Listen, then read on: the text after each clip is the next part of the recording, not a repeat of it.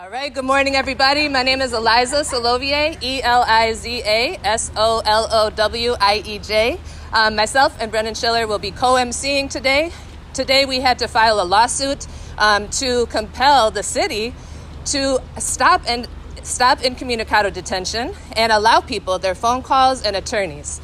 You'll hear from 6 speakers about the law behind that and how, despite our efforts together over the years, it has gotten worse this year rather than better. Brendan? So we're here today because, as Eliza just said, it's gotten worse. You're going to hear over the course of these 6 speakers how there's been a fight for decades, how there was recent issues this year, but more importantly, as we sit here today, we anticipate that there'll be hundreds of people in the city of Chicago arrested who will not be given access to a phone or an attorney until they're released if they have a misdemeanor or until they're processed if they have a felony. And that's been the course of conduct, but it has gotten so bad that it required this emergency legal action. Today you will hear from individual plaintiffs, people representing plaintiff organizations, including a governmental agency, and attorneys, all who bear witness to that. Before you hear from the first person, I was asked to read a real brief statement on behalf of Malcolm London. For those of you all who don't know, Malcolm is a activist and an artist, and on just 3 weeks ago, he was arrested and beaten, and he was isolated and disappeared. So I'm going to read that brief statement, and then we're going to hear from the first plaintiff. These are Malcolm's words. Although I can't be here today, I wanted to say a few words. This is the second time in my 27 years on this earth where I have experienced a life-threatening arrest at the hand of the police. After both times, I had nightmares for weeks. Oddly enough, the nightmares weren't about the batons hitting the back of my head, nor the officer's knees in my back, nor the zip ties cutting off circulation to my hands. No, it's not just about the physical violence that scares me. The thing I have nightmares about most is being in custody.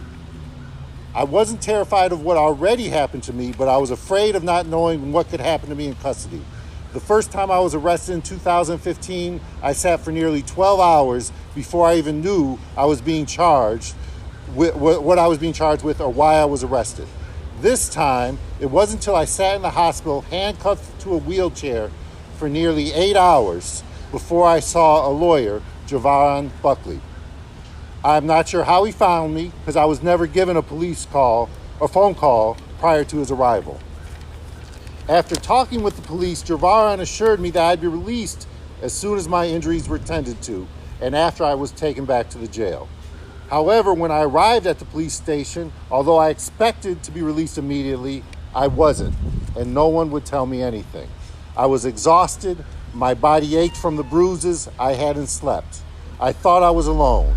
I was afraid I would be locked up with no end in sight. It wasn't until a friend's uncle, who was a police officer, saw me that I was able to get a phone call. My lawyer, who was there all night and morning, never left, communicated to me that they were trying to trump up my charges.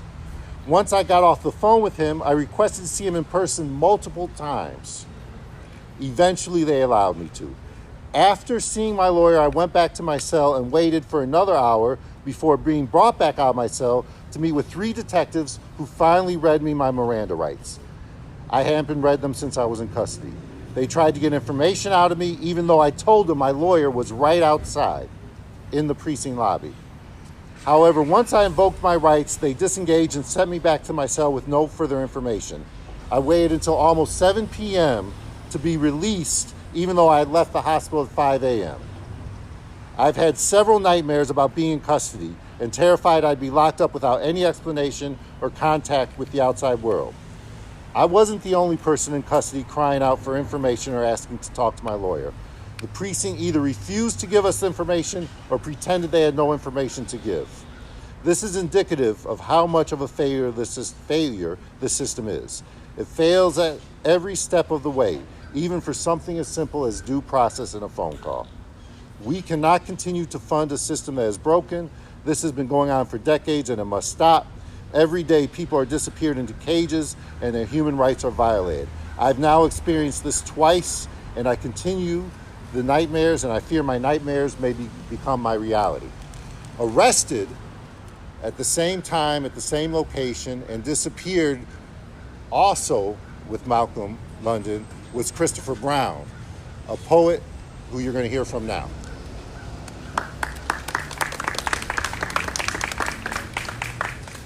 How y'all doing? My name is Christopher Brown. I go by the name of Thought Poet. I'm a poet, photographer, organizer. I came to talk about my experience after I was locked up, and not just only how traumatizing it was, but also how I saw other youth that were in the precinct, how they were not given any attention as well. When I was taken to the precinct, I had handcuffs that were cutting into my wrist, handcuffed to a bench, and I sat there for about 4 to 5 hours, being antagonized by officers. I was not asked about my injuries. I was not read my rights either.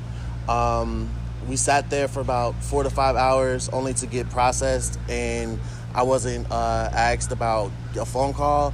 I wasn't asked about anything that had happened to me. And after I was processed, photo taken, fingerprints taken, they put me in a jail cell that was only made for one person. And so from there, myself and my comrade and homie Damon Williams, I let him sleep on the bed while I slept on the floor.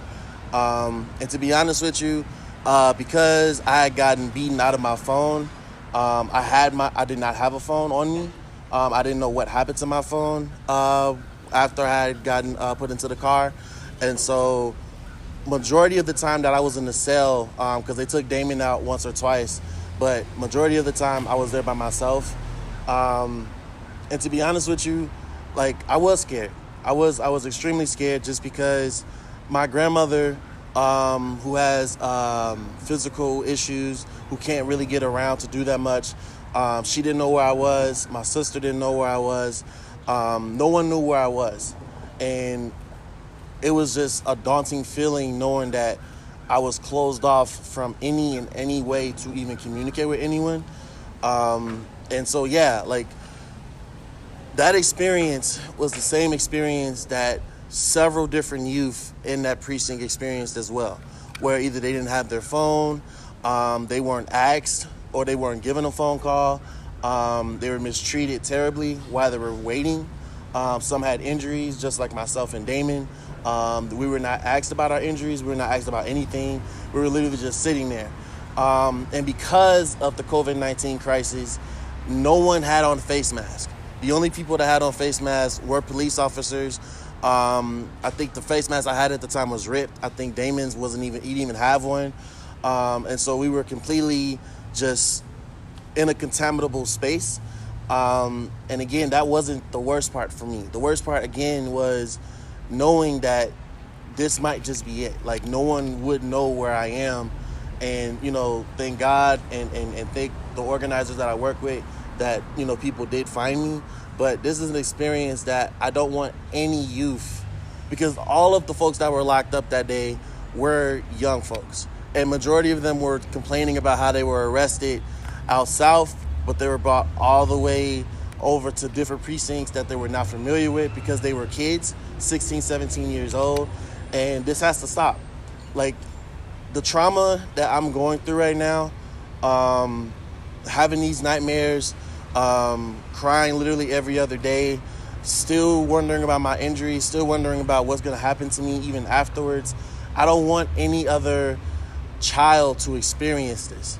And that's why the funding, and that's why we are bringing this to people's attention, because this is more than important. Like, this is a scary situation, and I truly, truly do not wish this upon anybody else. So, thank you.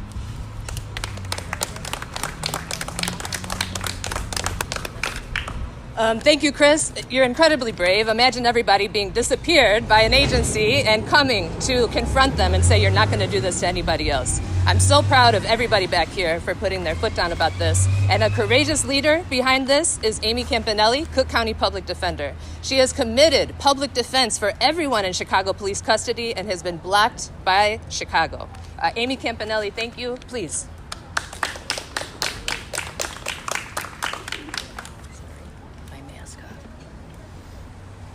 Good morning, everyone. My name's Amy Campanelli, Campanelli. I am the public defender for Cook County, and I've been the public defender since 2015, but I've been doing this work since 1987. I want to thank, of course, Malcolm London and his incredible story about what he just went through, Christopher Brown, what he just told you. But first, I need to also thank all the attorneys that have been involved and the tremendous amount of work that they put into preparing this action and standing with basically my clients who have been arrested and not allowed to call an attorney, not allowed to call in a family member, anyone, and been isolated by the Chicago police. My thanks go to Alexa Van Brunt, who is here with us today, and Sheila Betty from the Northwestern Pritzker Law School, Craig Futterman from the University of Chicago Law School, Brendan Schiller, who you've already met from Schiller Prior, Daniel Masoglia from First Defense Legal Aid, Eliza Soluige, also from First Defense Legal Aid, and Joey Mogul from the People's Law Office. This has been a collaborative effort to get here, to stand here today and tell you about what we're doing. And I also want to thank, of course, my staff who have put in the hours to represent clients in custody over the past 2 years when we had the right to go to police stations upon arrest and represent people who do not have lawyers. But my office has been gathering data for those 2 years, and we use that data to help us file this lawsuit today. The ones, however, as you know, who deserve the most praise go to the plaintiffs who stand here today and others who were arrested, who were not afforded their basic human, civil, and constitutional rights. They have come forward, signed affidavits, relived the nightmares that you just heard about to make change from this police department. Following the law, being professional, treating their fellow man and woman with dignity, and working with the community. Isn't that what we all should expect from our police and law enforcement every day? I agreed to join this lawsuit against the Chicago Police Department because the practices of isolating those arrested, preventing them from calling their families or a lawyer, denying them access to a basic thing called a phone, ignores the fundamental rights of all of us. And we should all be angry about this. Chicago is considered, unfortunately, the false confession capital of the world because of the abuses by this Chicago Police Department, because of the abuses that call into question the validity of arrests and interrogations. The law has required, since 1963, Miranda was 1966. Since 1963, the law has required that every person who is arrested be permitted to communicate with and consult with an attorney within a reasonable time upon arrest. Yet that law has been ignored by this police department for 60 years. One of the ways for the police to gain any type of trust or credibility with our communities is through transparency and respecting that those arrested have constitutional rights. They have human rights. They have civil rights. Access to an attorney and to a phone are not favors or a choice by the police. They are fundamental rights. During the recent protests, attorneys from my office, as well as attorneys from around the city, some of them you'll hear from today, were denied access to clients who were hidden away. By our count, by my data that I have been collecting, only 10% of those arrested were given access to an attorney. And when they were, it took an average of 5.5 hours before they were handed a phone to call an attorney or call their loved ones. You know, we have to start holding Chicago police and its leadership accountable. When are we going to start doing that? I was on the Police Accountability Task Force before Mayor Lightwood was the mayor. I helped write that 98-page document. I have yet to see reforms from that document. That was 2.5 years ago. Reform starts when it is recognized that no one, especially the police, is above the law. Police want, and they deserve, to be respected. But their job is to serve and protect, which includes giving respect to the people they serve. When you treat people with dignity, when you stop the authoritarian practices of treating people inhumanely, trust and cooperation with the community follows. And I have been telling this department and anyone who will hear me this since I've been the public defender. The disappearing acts of clients by the police and the lack of phone calls for our clients must stop now. Thank you.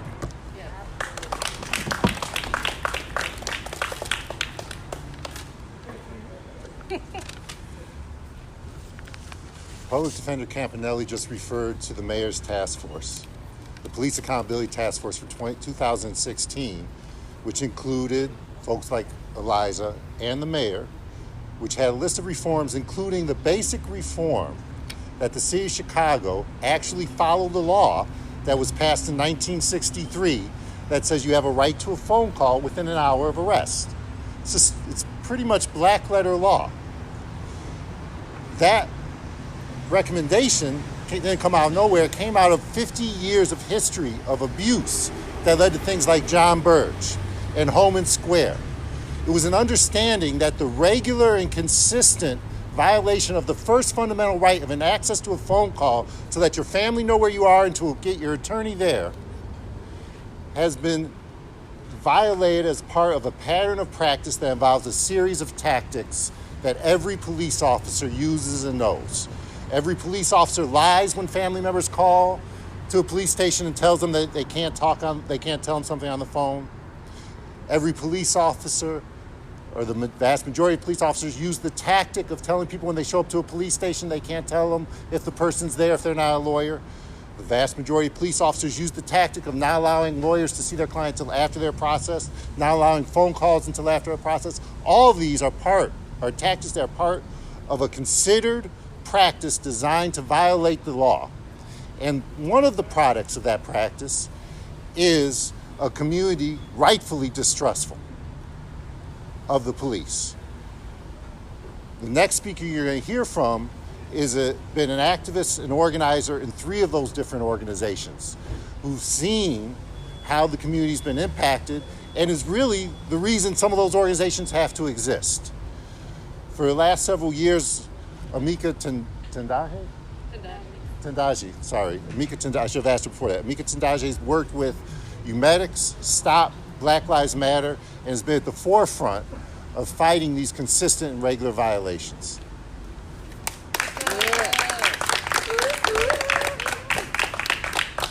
Good morning.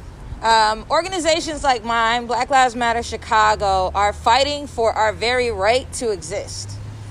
We are fighting to walk in the park and live, not be killed like Rakia Boyd, to be able to answer our own door and not be killed like Betty Jones was. We are fighting for our right to literally walk and breathe and live and exist. And I would think that a city like Chicago would stand on that side, would be supportive of that, right? Organizations like Black Lives Matter Chicago had to get together with a bunch of other organizations, form the Campanelli plaintiffs, and get a consent decree that doesn't seem to be honored in any way by Mayor Lightfoot, by this administration. And we are still fighting for our right to not be killed by those people who are sworn to protect us and serve us. We would think that Chicago would honor that. We would think that Chicago would support that. We would think that Chicago would hate that those people fighting for our lives, our right to exist, instead of being thanked, instead of being supported, instead of being followed, are continuously being jailed and disappeared. And this is America. High-level, highly known protesters and activists being disappeared on a regular basis. So what do you think that is happening to citizens of Chicago who can't get in front of a mic for a press conference?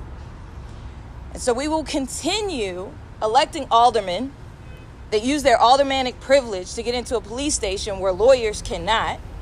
And we will continue marching, and we will continue filling up these jails until Chicago recognizes that this is the wrong side of history to be on and follows us to the right side. We are going to stand on the side of justice. Chicago, which side do you want to be on?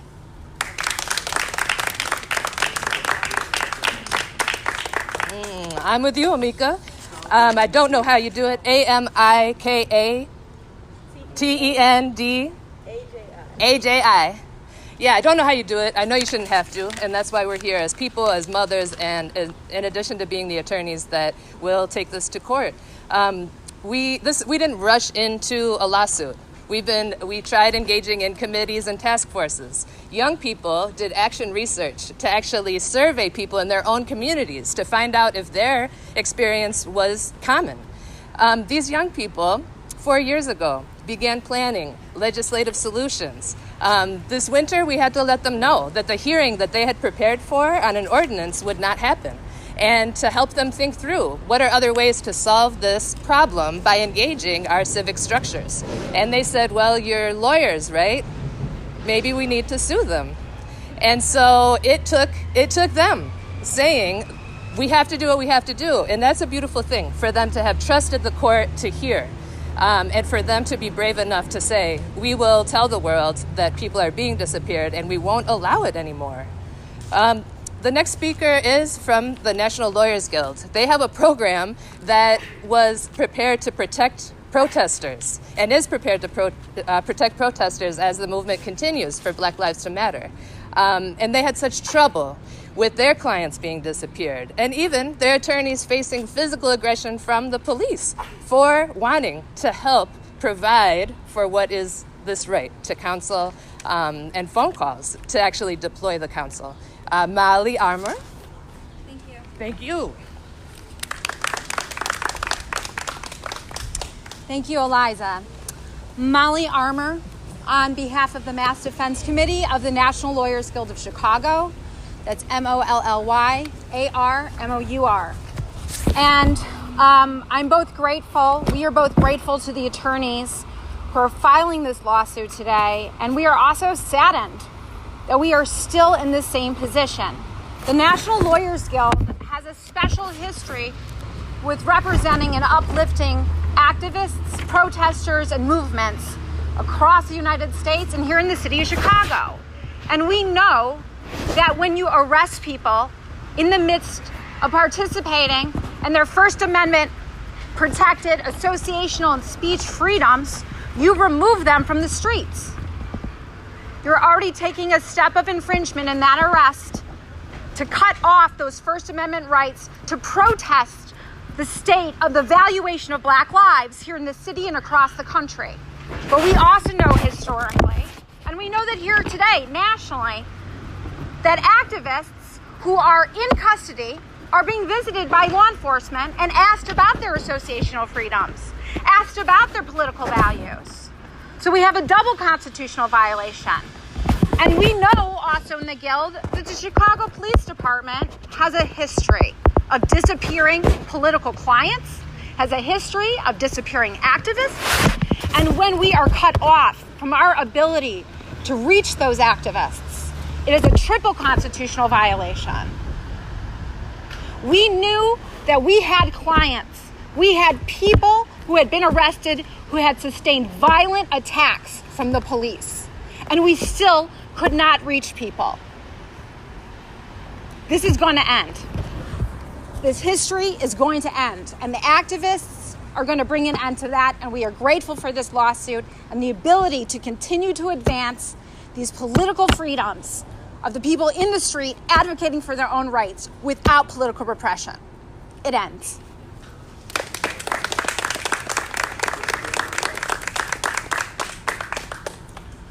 For the last 10 years in the city, who've been leading this fight really are the youth. Mostly black youth, black and brown youth, since we charged genocide up until this very moment. At the vanguard of the protests and those people feeling that repression in the last few weeks is an organization called Good Kids Mad City.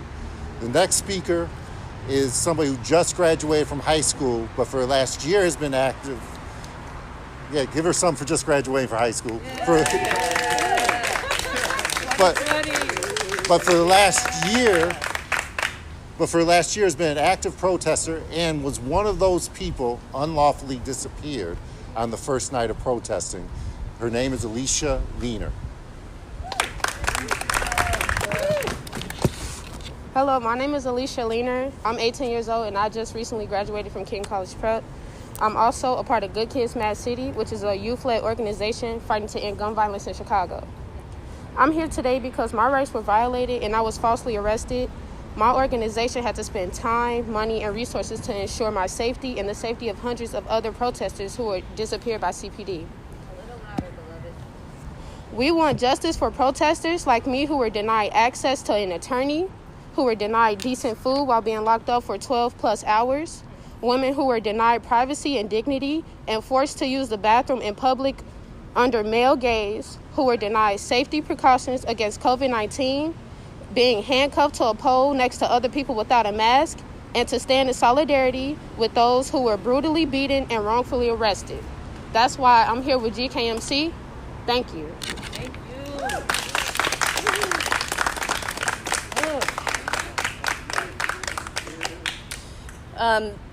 So our final speaker is Damon Williams. And this really brings it all together. You know, in 2011, the police department agreed in response to our confronting them about Homan Square and routinely disappearing people there, that they would track how many attorneys came to see the arrestees so that they could report and use that data. Since then, you know, Homan Square continues to be an issue. Damon Williams has been a huge leader in highlighting it as a symbol of the militarized police tactics, including incommunicado detention, that are being used not just at Homan Square, but as you see today, still at every single police facility in Chicago. Thank you, and let me call up Damon Williams. Thank you. Again, my name is Damon Williams, DAMONWILLIAMS.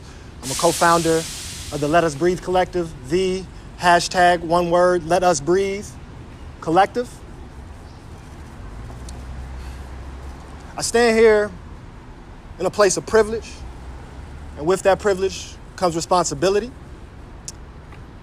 About a month ago, a few weeks ago, me and many people that I care about deeply were attacked and abused a few minutes after arriving to a protest. Part of my experience in trying to protect women that were being hit with batons and shields and pushed and kicked and pushed and slammed to the ground was being hit repeatedly with batons. I was slammed to the concrete at least 4 times. One of those times I was slammed directly on my head with my full body weight. I was then continued to be hit with batons. I was suffocated. I had my face pressed into the street of 53rd Street in Hyde Park. And as they were trying to put my wrist into zip ties, an officer kneeled his entire body weight on my neck, the same procedure that killed George Floyd. I was out there because America is rising up because of thousands of killings, but namely the killing of George Floyd. The abuse that we are protesting is their response to our protests. So from being assaulted and abused, I was arrested and named as disorderly. And I was taken to 51st and Wentworth, and I was there for approximately 7 to 8 hours. Me and Christopher were chained to a bench for about 3 to 4 hours, and then berated with poorly thought out and not really deeply logical arguments about politics and about the justification of police abuse by mostly black police officers for about 3 to 4 hours. I am privileged, like I said. So my family was with me when I was taken. They saw me be put into a car. I am privileged because I have some of the most well-connected lawyers and legal spaces in the state that know my name. I am privileged because in the back of that police car, I was confident that the mayor's office and the state's attorney's office would be aware of my name and what just happened to me. And I knew that is a unique position. Multiple older people came to the police station and were denied entry. I was chained to this bench for about 3 to 4 hours, then was standing in the hallway for about another 1 to 2 hours before I was put into a cell. From that hallway, I was able to see my attorneys and see Alderwoman Rosanna Rodriguez show up, and it was still at least 2 hours before I was able to communicate with them. When I was able to see an attorney, one, he did not know, or he was told that Chris Brown was not there when I told him Chris Brown had been sitting next to me for 6 hours. So there's two things that I want to uplift about this, right? Because there are a lot of people who are paying attention right now because there's an uprising to change our society. There's a claim that we need to divest from these systems and we need to do these suits and we need accountability, but the solution is not how do we fix violence. The solution is how do we move away from violence, and that scares a lot of people, and that brings cameras and that brings conversation. So now that we are in this conversation, know that this is not a new fight, right? I've been doing this work now for 6 years. Like has been mentioned, in 2016, my organization did a 6-week occupation across from the facility known as Home and Square. We called a vacant lot across the street Freedom Square, which we intended to be the antithesis of that space to uplift the violence that happens to black people everywhere, and particularly here in Chicago at the hands of police. We just wanted to oppose a very racist ordinance known as Blue Lives Matter. We want to give some people some food. We want to talk about new restorative alternatives and build a greater vision for what we want our society to be. In that space, again, operating from privilege and even naivete, we wanted to educate our community about what's going on, right? So we would ask the people the question, do you know what that building is right across the street? Many people would say, no, what is it? I guess it's a police station. I see a lot of cars. But many other people would say, oh, no, I know exactly what that is. My uncle was in there. My little brother was in there. I was in there. And so pretty soon it became clear that Freedom Square just being a stage for political theater at large was inappropriate, and we had to name a specific harm that is happening. And so in that space, I was deeply educated because it went from let's talk about racism at large to let's talk about what's happening in our city. Because on one day, 2 days after being there, I spoke to a middle-aged man in the middle of the night who was helping us grill, and he said, I was in there when I was somewhere between 17 and 19 years old. You know, black people in age, it's hard to tell by the face. I didn't ask how old he was. I assumed he was at least 37. He could have been 64. I don't know. But he said in his young years, he was placed there. And then that same day, a 17-year-old said, I was there this summer. And so it became pretty clear that there were not many households in this community that did not have 1 degree of separation from this place where people are beaten with phone books, being tied up, being strip searched, being sexually assaulted, not knowing where they are, in rooms that are not jail cells, so they don't even have access to a toilet. And they are there for hours, for days, many times entering through darkness, so they don't even know where the building is literally in the world. From that, got a lot of education that there's been work about this for years. And I really want to uplift young people because I'm foggy on the numbers, and I'm sure y'all can follow up with Brendan and all the folks at the Public Defender's Office, but somewhere between 85 to 90% of adults don't get access to a phone call. And I believe, and again, I'm foggy on the numbers, it's somewhere between 97 and 99% of young people, juveniles, don't get access to a phone call. So we need to look at this in 2 ways. The system needs to be defunded and divested because it's structurally violent. Home and Square and the work of John Burge was not bad policing, was not a bad day, right? Was not individual actors who were just bad apples. That was structured, and there's no way that the entire police department was not invested and committed and complicit in this action of false confession, illegal detention, and torture.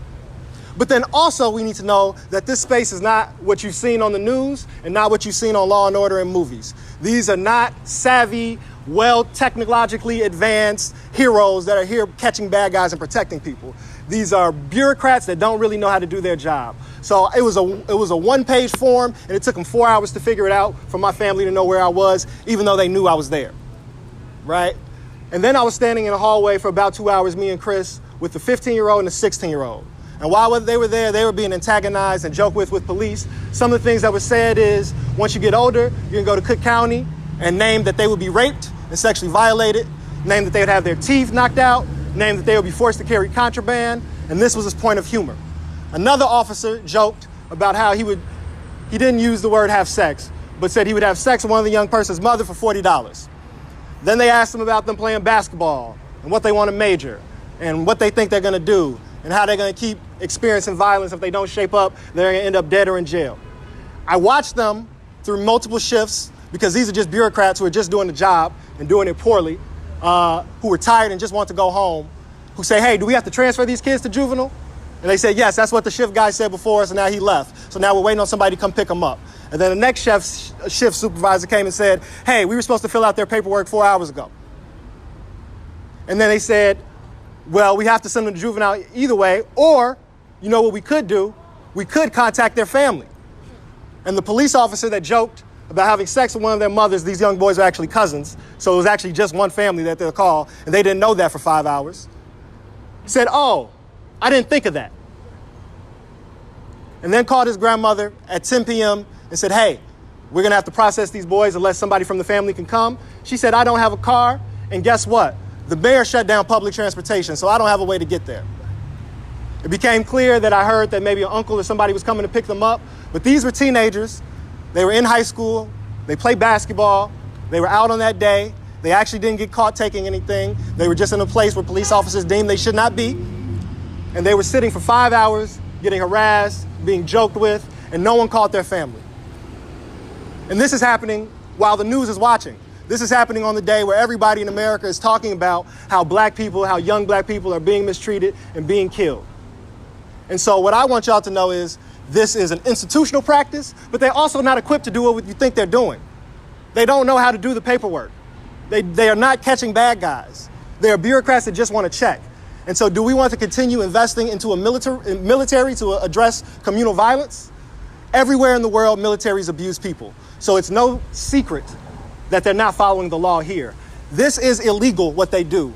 We are paying people to uphold the law who operate with illegality. We need a new system. 40% of our resources is being invested into illegality. If you watch TV, and again, I kind of just criticize TV, you know the first thing anybody is supposed to get is their rights read in a phone call. And like I just said in my own experience, I'm educated.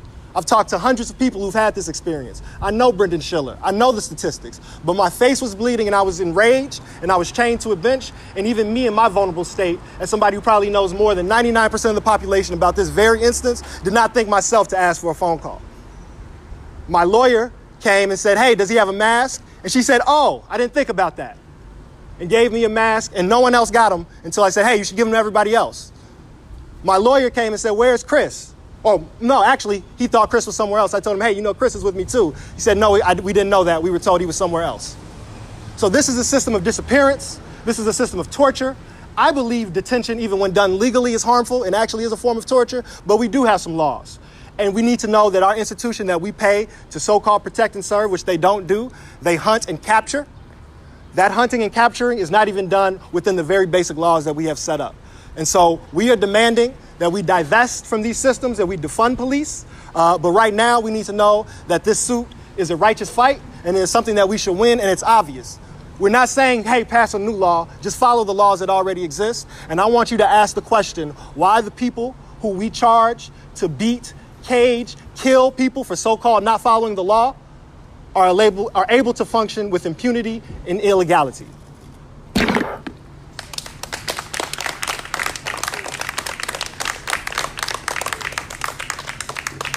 At this point, we'll open up for questions for anybody. If I'm gonna play a little offensive line for the questions for the individual plaintiffs. I want you to ask them for me first before I let you know if they'll answer. But otherwise, you can just ask any of the organizations any questions if you have questions. Reasonable time under the law has been ruled by the courts to be about an hour? No, so there. Sure. So as all of y'all who've covered Springfield know, there's a rulemaking process which has the force of law. So while the statute says reasonable time, IA 20 IAC 720.20 has defined for more than 4 decades reasonable time as 1 hour. So that has, because those rules then get approved by the legislature, that is essentially part of the statute. So reasonable time has been defined by the state legislature as 1 hour. So it's black letter law. You don't need a court to say it. It's what the statute says. What exactly are you seeking from the court? Is this an injunction to help stop what?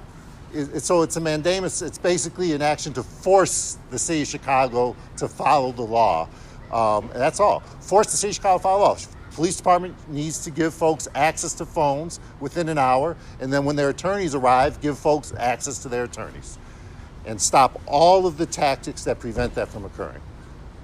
Have you got a court date for a hearing? Anything coming up? Not yet. Not yet. I mean, we filed it this morning. Under COVID, things are a little different. We're hoping to file something else today or tomorrow, and then get a court date by early next week, hopefully. What else did you be filing today? So we filed a mandamus today. Legally, in order to get this heard on an emergency basis, we have to file a motion for preliminary injunction and then and ask for an emergency hearing.